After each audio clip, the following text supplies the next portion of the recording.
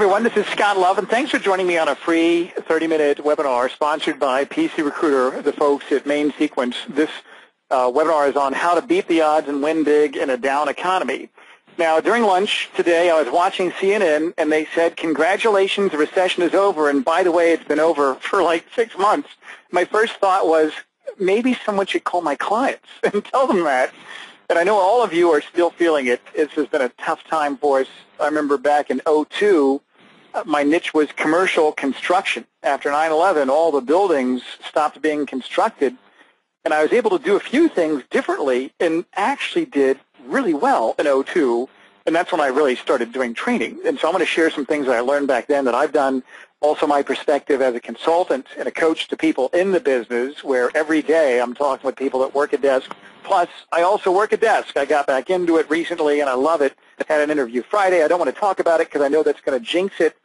So let me kind of get started on the webinar. I'll tell you this. I came across Main Sequence Technology, the folks that designed PC Recruiter, when I was doing training in search firm offices. For most of the time I was doing training, about every week I was in a different office doing training and consulting for search firms and staffing agencies, and a lot of them already were using PCR. And that's where I got interested in seeing this, because I'd used 2 other programs that were okay, but really didn't have the horsepower and the scalability and the malleability and the ease of use that PCR does. So I just wanted to tell you, if you're not a customer, it might be worth looking into that. And that's just from my perspective and also the perspective of people that own small to medium to large size search firms.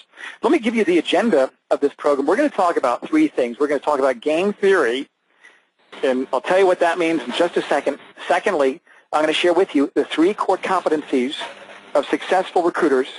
And then finally, 12 tips that are going to help you win. This webinar is only 30 minutes. If you have questions, go ahead and type them in the question box. And at the end of those 30 minutes, I'll stay on probably for about another 15. So I know we advertise it as a 30-minute webinar. The program will be 30. But if you got some time, stick around, and maybe we can all learn something together. If you've got a question, type it in the question box. And at the end, I'll do about 15 minutes of Q&A for you guys. Let me tell you about game theory. What does that mean exactly? And some of you may not know this, but probably about 5 years ago, I developed an interesting hobby. When I was doing a lot of keynote motivational speaking outside of the business, I'd find myself in Las Vegas quite a bit, speaking at a lot of sales conferences. That's what I did for a long time, was just doing professional motivational speaking. And I loved it. And in Vegas, they have all these different games out there, and I don't like to gamble. I don't want to put money on the table unless I have control over the outcome.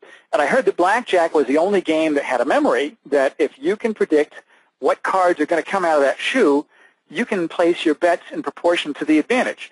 So to make a long story short, I read several books on counting cards. I got pretty good at being a professional card-counting blackjack player, even got hooked up with 2 of the guys that were on the legendary In My Blackjack team. If you ever saw that movie 21, these guys were on the team that the movie and the book was written and based on.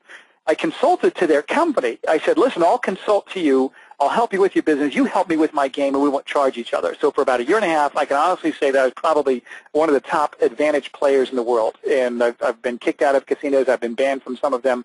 I don't do it anymore because it just takes a lot of time, and I don't really like to do it. It was just got to be a grind after a while. But what I learned about game theory is that we can develop strategies that will give us an advantage. And you know what? The same thing of recruiting. I want you to think of recruiting as a game. Think of your job as a game. You're a professional poker player. You're a professional athlete. You're a professional golfer. Whatever it is, whatever you like to do for fun, think of your job as being a professional recruiter. How would you look at it if you were a professional gamer while you were doing recruiting? Well, you develop strategies for winning, things that would give you an advantage, and also you'd learn how to cope when you lose, because one of the most important things you learned in competitive sports is how to lose gracefully so that you can learn from those experiences. That's the first part of game theory. Secondly, you want to be dispassionate and detached from results. I know a lot of professional poker players. I mean real professional poker players, the guys that make it a living, and they make a good living doing that. And they play it mechanically. They know that just because of the mathematical nature of the flow of the cards, they're going to lose even when they have an advantage, even when they've got that great candidate and all the candidate has to do is go to the interview, and you know that if the candidate gets there by 2 o'clock, the time of the interview, that at the end of the interview the client's going to make the candidate an offer. That's all you have to do is make sure the candidate gets there, and guess what? The candidate gets lost or goes to the wrong building because you didn't know that your client had 2 offices in that city. And your client says, forget about it. If she can't make it to the interview, I'm not going to hire her. You know, you had an advantage. You had everything going for you, but sometimes you just get unlucky. It's called variance. And professional poker players, professional people that play, they know that they're going to get beaten even when they have an advantage. If you have pocket aces, the best starting hand in no limit hold'em against one other player, that other player is going to win about 15% of the time. If you both go all in, if they have any sort of pocket pair less than pocket aces. Even though you have the best thing going in, there's no guarantee. So as a result, we want to be detached from the results, and all we can do is make correct decisions. Third attribute of game theory, third aspect of this, is that anytime something goes wrong, we want to use failures as a baseline. They give us an experiential base and as a learning experience. When I was in 7th grade, we had to read a biography of someone that we found interesting, and I read a biography on Thomas Edison, the inventor of the light bulb and thousands of other things. And I remember reading his biography, and what was interesting, when he was deaf, he actually looked at his deafness as an advantage. He could tune everything else out. What an attitude. That's amazing. He had a deficit and was able to turn that deficit to an advantage.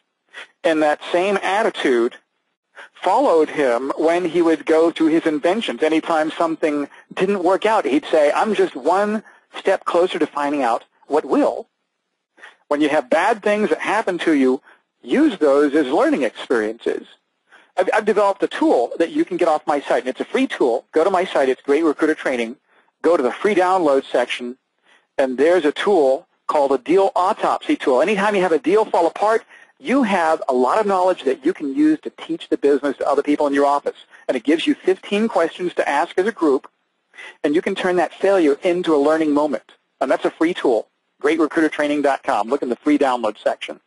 Number 4, we ask ourselves in game theory, what decisions that we make will give us the best odds of a favorable outcome? In other words, are we spending time in the right areas? Are we spending time with the right people? With the right candidates? Are we taking the right type of search? There's another free tool on that same link, the Search Assessment Instrument, anytime you get a new client. There's 10 questions, and you want to ask those 10 questions to see how good that client is. Are you spending your time with the right people? And the final aspect of game theory is how can we influence the decisions that other people will make? One aspect of game theory when you're playing in a tournament is to use what's called the bubble. When you are one person, the next person that gets knocked out, only the next person that gets knocked out doesn't get to win the money. And so when you're on the bubble, you know that people are going to respond based on that circumstance. You can play a little bit more aggressively. We take that same aspect of game theory into recruiting. How can we predict the decisions that other people will make? How can we influence them based on all the variables that are involved in this process? And that's what I love about recruiting.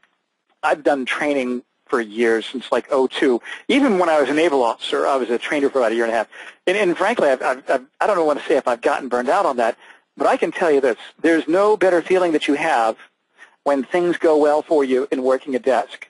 When you can look at a situation and you can decide what's the best way to make a play in this scenario. What sort of line should I use when I'm talking with my candidate or my client to get them to go along with this? And when everything falls into alignment, you're the last person that has to say thank you because you put so much value into the equation that your client says, this is great, this candidate is amazing. We couldn't get anybody like this except for you. And the candidate says, I had no idea that there were opportunities like this out there. I wouldn't have known about this unless you had talked me into going to meet with your client. I'm so glad I did. Thank you so much. And folks, that's the non-financial aspect. That's the real treasure in this business, is the relationships that you build, the impact, the value that you create. Let me share with you 3 core competencies of recruiting. And then I'll get into some of the 12 tips here that will be a little bit more tactical for you. I think that success in recruiting, and I'll tell you this, when I started training in 02 and 03, I thought I knew about the business. But it wasn't until the last 2 or 3 years that I think I've learned more about this business by consulting and teaching people it than I ever have. When you teach someone something, that's when you really learn it. I don't consider myself a trainer. I don't train people. I teach them. You train dogs. I mean, you train dogs how to do tricks. I teach people how to think at a higher level so it attracts higher level people to them. I teach them how to think at a higher level so they communicate on a higher level and negotiate and gain more influence with other folks. It's more of a holistic, congruent sort of way to do the business that nobody else teaches. And that's what I do. I teach the business. I don't train. I'm not a trainer. I'm a student of the business. And it's amazing. It's great to get back into working a desk, and I'm pretty excited about that.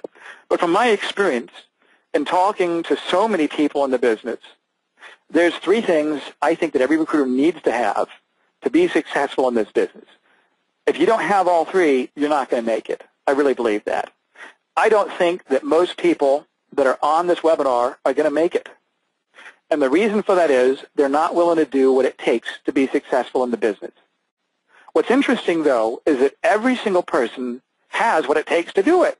Most people aren't going to. They're not going to try as hard. I've learned this in life, that whoever wants to win the most usually will. Whoever wants it the most is going to win. This business rewards those who have desire more than talent. There are some amazing, talented people in our business. I mean, if you looked at my talent compared to them, I'm probably about maybe 1/10. I've got about 1/10 of the talent that they have. But you know what I can do? I can figure out why they're successful, and I'm going to reverse engineer that success, and I'm going to come up with systems that I can replicate that will give me the same level of success as what they have, even though my talent is maybe 1/10. It's a paint-by-the-numbers approach, baby. I'm going to go get a paint-by-the-numbers and hold it up against your Picasso, and they're going to look pretty close. Mine is made for more average people, and that's my whole style of teaching the business, is that average people can achieve above-average success if they just learn how to think at a higher level. The ingredient that you have to have that I can't give you is desire. But I will tell you this, 3 core competencies. Number 1, you need to master, not just get good at this, but master both the art and the science of ethical influence. What does that mean? That means that one of the number 1 core competencies of your job as a recruiter is to get other people to do what you want them to do. That's it. I'm going to be honest with you. You have to get other people to do what you want them to do. But here's the catch. It has to be in their best interest. If it's not in their best interest, you can't do it. If you have an opportunity and you know I can make it fit. I know I've got this square peg in this round hole, and I know I can turn it sideways and make it fit. What's going to happen? It's going to fall off. Maybe not on the way to closing the deal. Maybe not during your guarantee period. Maybe 6 months after your guarantee period's over. It's going to fall apart. It will. I guarantee it. We can't do anything unless it benefits other people. So the key is to find out what their intrinsic motivations are. What is it that they want to achieve? And you have to master the art and the science of ethical influence. I've done whole training programs on this. And in fact, I've done quite a bit of this. I use Dr. Robert Cialdini's science of ethical influence as a foundation, and I kind of incorporate our industry into that based on the nuance and all the other subtleties of our industry. If you think about what our business really is all about, it's actually quite simple. Find a candidate that wants to make a move. Find a company that has an opening and fill the position. That's it. That's really how you make money. There's only one way you make money in recruiting. It's making placements. But there are thousands of variables. They're complex. And we have to be ready for all those. Think of it like this. Remember the Karate Kid movie, the very first one? What's the very first thing you remember about that movie? Wax on, wax off. All the time. First thing you think of, wax on, wax off. Why is that? Oh, it's so surprising. When the Karate Kid says, Mr. Miyagi, all you've been doing is teaching me wax on, wax off. I want to learn martial arts. And he starts throwing punches at him, says, do wax on, wax off. He starts throwing punches at him. And he realized, without him even knowing it, he'd been learning the fundamentals, the foundation of martial arts. when you understand the fundamentals of core competencies, like influence, you'll be able to figure out your own solutions. Anytime I have a scenario, because I do a lot of consulting with my coaching club every Monday, we just finished our call for the week. All the members call in every week, and if you've got an issue, bring it up, and I'll see if I can solve it for you. And there's a thought model that I use where I go through and I analyze that, and it's pretty simple. And I teach people how to solve their own problems. No matter how bad the situation is, no matter what the problem is in recruiting, we can find a solution, even though we don't know what that solution is going to be, by understanding the science behind ethical influence. And we, at the end of the deal, when you do it the right way, you're the last one that has to say thank you. The second core competency is this: develop authentic relationships where others see you as a trusted partner, not a trusted advisor. An advisor is one who advises. A partner has an equity stake in success of the other person. You need to be at that level, both with the candidates and the clients. It has to be an authentic relationship. I figured this out early on. When I first got into business back in '96, I think I read Stephen Covey's books, one of his books, The 7 Habits of Highly Effective People. And he talks about in each area of your life, in each role that you have, identify what your core values are in each role. So I came up with the core values of my own self, and then what are my core values as an executive recruiter, as a headhunter. And one of those was to develop relationships based on authenticity. I'm real with the candidates. I don't make up stuff. I'm who I am. You got to be who you are. They're going to fall in love with you because you're genuine. If you don't know something, you tell them you don't know it. You just be authentic. You be who you are, because you can't fake that. Especially if you call high-level successful people. The people that I recruit, they're making minimum $300,000 a year. These are successful folks that can sniff a phony over the telephone in the first 30 seconds of the conversation. The one thing that really does impress successful people is authenticity.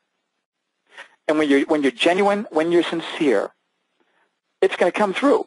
This is a business based on heart. The people that have the biggest heart and they're competent are going to attract other people to them. You got to have all that stuff. So one of your core competencies has to be to look at people as relationship opportunities, where you're committed to them being successful no matter what they do. It has to be authentic. Number 3, the third core competency is to become resilient in overcoming adversity. If you master these 3 things, you will be successful in recruiting. I really believe that. Everything else is a detail. Really. Everything else is a detail. You need to master the art of being persuasive. You need other people to trust you. And you need to be resilient when bad stuff happens to you, because it will. It will, over and over again. It's almost like this business can be so tough that when I would hire people and welcome into the business, I'd kind of apologize in the same breath. You know, that it gets really hard. And there's a science behind it, overcoming adversity, and that's one of the things that I teach people that I work with. How do you overcome that? There's a formula for that. Let me share with you some tactical things here, and if there's any questions, I'd be glad to stick around and answer those. I'm going to give you 12 tips. What are successful recruiters doing that you might not be, that you need to do? Tip number 1, perspective, especially in a down economy. They know that the business is going to go to someone. The business is there. It's not as abundant as it once was, but it's there. Recruiters are making placement. Every week, what we do on the weekly coaching club call, we have celebratory moments. After I do 15 minutes of training, I open it up to the group and I say, who's closed a deal? Sometimes we'll have some recruiters close as many as 3 placements that week, the previous week. One recruiter that I've been working real closely with, he closed 5 deals. The second month I was working with them, the second month, people are making placements. It's going somewhere. It might not be as robust, but the business is still there. So what that means is you can't be saying stuff like nobody's hiring, because they are. You can't be saying stuff like clients aren't paying fees, because they are. They're not paying you the fee. Maybe you're just not good enough to get it yet. You need to get better. You need to tighten things up. You need to expand your output, tighten up your energy, become more focused and more disciplined, and focus on and really maximizing your strengths and building up your disadvantages, such as maybe your sales skills. I'll give you some other ideas on that here in just a second. Tip number 2, what changes in their niche will give them opportunities?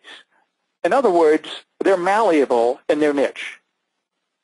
I've seen some recruiters, some that I've worked real closely with, where they're stuck in a niche that's dying, and their justification for that is, but look at how much I put into this. And that's the wrong attitude to have. You can't ever stay in a situation where you look at how much you've invested into that.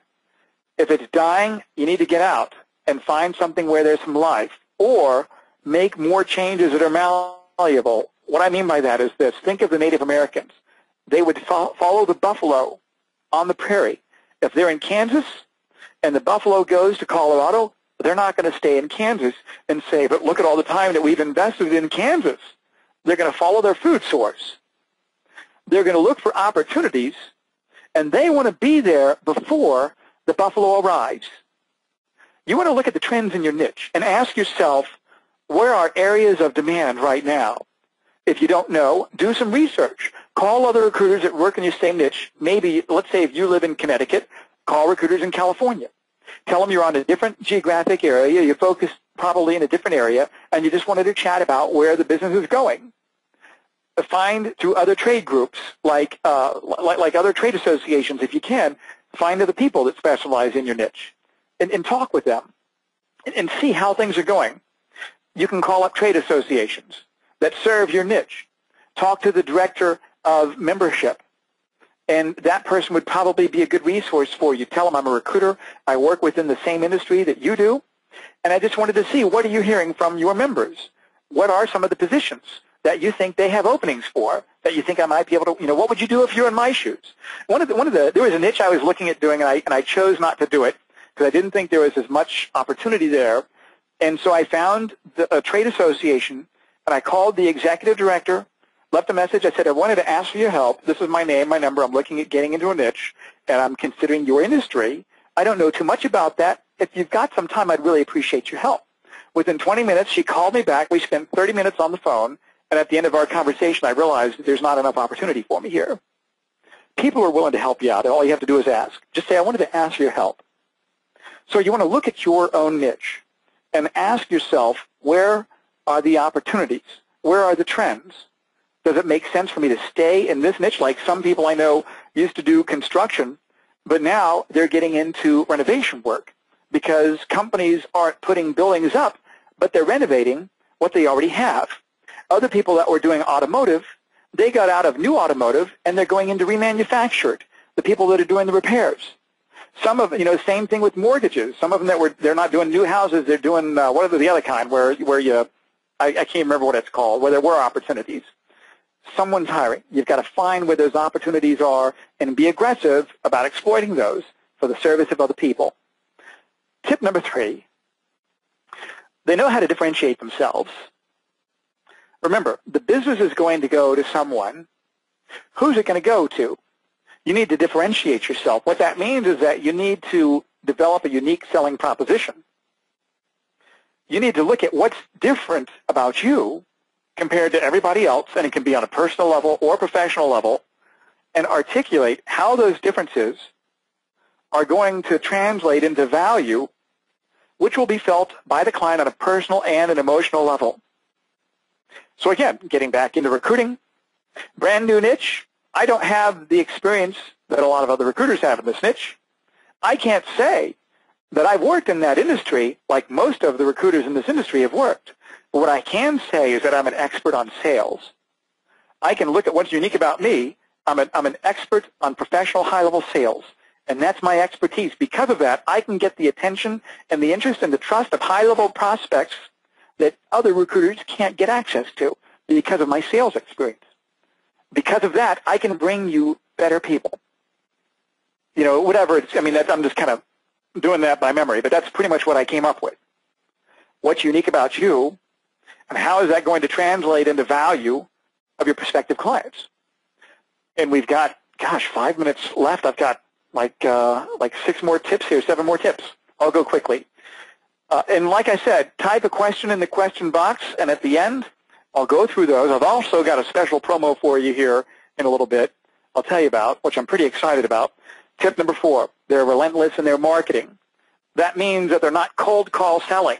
If they're going to make a cold call, they're going to call with a candidate, but they're also aggressive in doing marketing. I could spend about 6 hours talking about this. I could spend 6 hours telling you how to market with press releases, getting published, getting access to direct high-level executives by referrals from trade associations, all that stuff.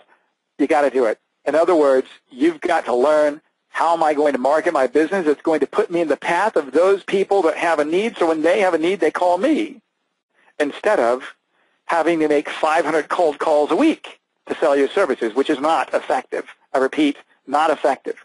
Unless you're marketing a candidate.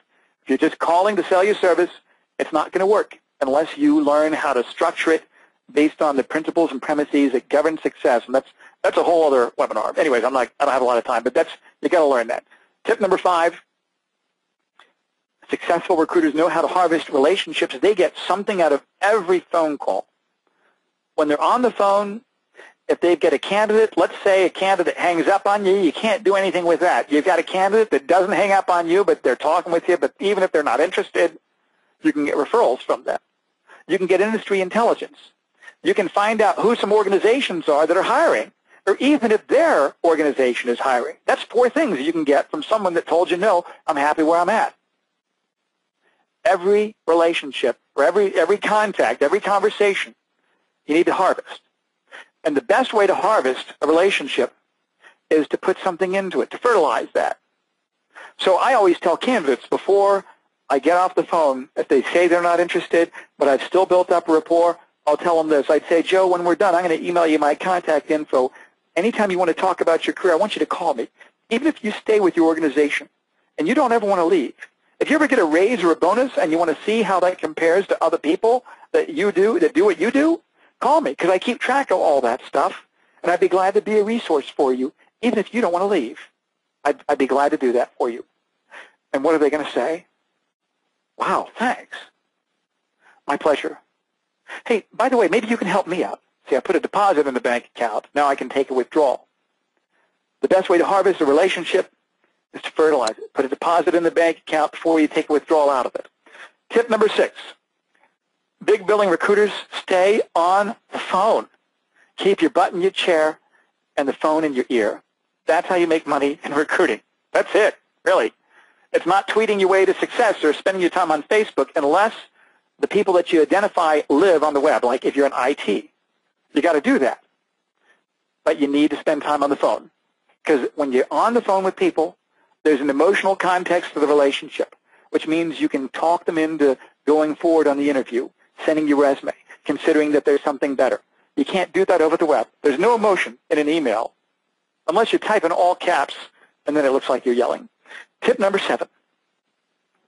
Avoid candidates who can be obtained by their clients. Those on the job boards. If they're on the job board, who else has access to them? Everyone. What's different about that? The only difference is that yours has a fee attached, and why should they use you? You've got to find those candidates that are next in line to be promoted, those candidates that are considered by senior level managers to be groomed for management succession. That's who you're after. How do you get those folks? By engaging them over the phone and having good sales skills. That's how you do it. That's where you're going to make money in recruiting, especially right now. Number 8, they know how to overcome objections by candidates. So a candidate says, they say, I don't want to make a move because of the economy. Well, that's exactly why you should be open to this. What do you mean? Or, I don't want to make a move through a recruiter. It's going to hurt my chances. Well, you actually insulate yourself from risk when you go through a search firm. What do you mean? Well, the fact that I present you says that you're good enough to be considered a player in the industry because I only present people that are the top in the industry. Just by me presenting you, that automatically says that you're better than everybody else. When they make an investment through a search firm, they want to get a return on that investment. So if there's a hiccup in the economy, you're not going to be the first to let go. They want to keep you so they can get a return. So just by going through a search firm, it actually insulates you from risk. Tip number 9, performance. your personal performance. Successful recruiters right now, their days are planned. They know exactly who they're calling and at what time, and the phone numbers are already looked up, or they built a roll-up list in PCR. And that's what I love about PCR. I do all my research in the evening, put it in a roll-up list. I've got all my phone numbers in there, and all my time is spent smiling and dialing, not surfing the web. Recruiters work longer hours. Do you want to get more success on the phone? You can do it in one of three ways. There's only three ways you can make more money as a recruiter. Really, I mean, actually, the two things you get more connections and more conversions. That's how you get placements, connections and conversions. So if we expand the amount of time that we're on the phone, that's one thing we can do. If we can reach more people per hour, that's another thing we can do. And if we can get better at converting more people from no to yes, that's a third thing we can do. If we do all three of those at the same time, that's where you see true performance. They get more done while they're in the office. When they're at work, they're at work. Tip number 10, they're much more disciplined. They work when they're supposed to work. They respect the prime telephone time of everybody else in the office, and they're focused on hitting their daily targets. Tip number 11, sales skills. They continue to learn and study the basics of sales and recruiting. They have these things out called libraries. You can go get a sales book for free, or you can go spend $13 and get one at a bookstore. Do yourself a favor. Take a $100 bill, go to Barnes & Noble's and buy $100 worth of sales books, and start reading every day. 2 pages. I used to read a lot. I don't read as much, but I read regularly, about 2 pages a day. That's it. I'll sit and I'll eat my breakfast, I'll have my cereal, read a book with a highlighter, and that's how I start my day, by reading a sales book. Tip number 12. And our last one, perspective. And when something bad happens to you, you ask yourself, where's the opportunity? Not, wow, look at this problem. When you focus on opportunity and solutions, that's real personal mastery. When you have a problem, it's going to drag you down and make that problem worse. Now, folks, before I do some of the Q&A, I'm going to tell you about my coaching club. Someone had asked about, do I open my coaching sessions to the public? First, let me tell you about where the free stuff is. If you go to my website, if you've never been there, spend some time. You could spend hours on my site without spending a penny and get value from that. Through the articles that I've written, there's a link that has free downloads, free videos. I've got 13 podcasts that you can download and listen to. Each of them are about 20 to 25 minutes long, but have training on them. And if you have the interest, I'd invite you to take the video tour of my coaching club. If you click on the link that says Coaching Club, it gives you a tour. There's a lot of stuff. I don't even have time to tell you what you get from that. The video does. Starts at $77 a month. It's a 1-year annual subscription. You can pay monthly or get a discount when you prepay for the year. What's different about this is that it's two-way interactive training. Video training is okay. I've got 45 videos on that coaching club members get access to. The only problem with video training is that it takes a lot of time. I don't have a lot of time, so there's 70 hours of audio downloads on my site. You become a member, you can download all of those. They're all in MP3 format. You can put them in your iPod. So what does that mean? It means that when you're going for a run, when you're at the gym, when you're in your car, you're turning your drive time into money-making time. That's the value of this site for $77 a month. Plus, every week, group coaching. It's interactive. It's not just one way. It takes a lot of time. It's interactive where you and I have a relationship. And over a period of time, I get to learn your business. You come on the coaching call every week. You have an issue. Bring it up. We solve your problem. I want to help you out. I want you to be wildly successful in this business. If you're a member of the club, you get all my webinars for free. I really, really wish I had something like this when I was starting out, or even when I was an intermediate recruiter. I've learned more about recruiting in the last 2 or 3 years just by teaching the business. I've sold training products to 2,500 search firms in 20 countries, and nearly all of them are repeat customers. I created this coaching club for you. Whether you're a solo practitioner or if you're with a group, some people with search firms as large as 20 folks call up to the coaching club meetings, And so it's all different types of recruiters. It's the only place where you get to come together every week and hear what's going on in the industry. Get regular training, coaching. Check it out. Go to the website, greatrecruitertraining.com. And that's it, folks. I appreciate your time, and you guys have a great afternoon. We'll talk with you in a couple weeks on the next program that we're doing for PC Recruiter. You guys take it easy.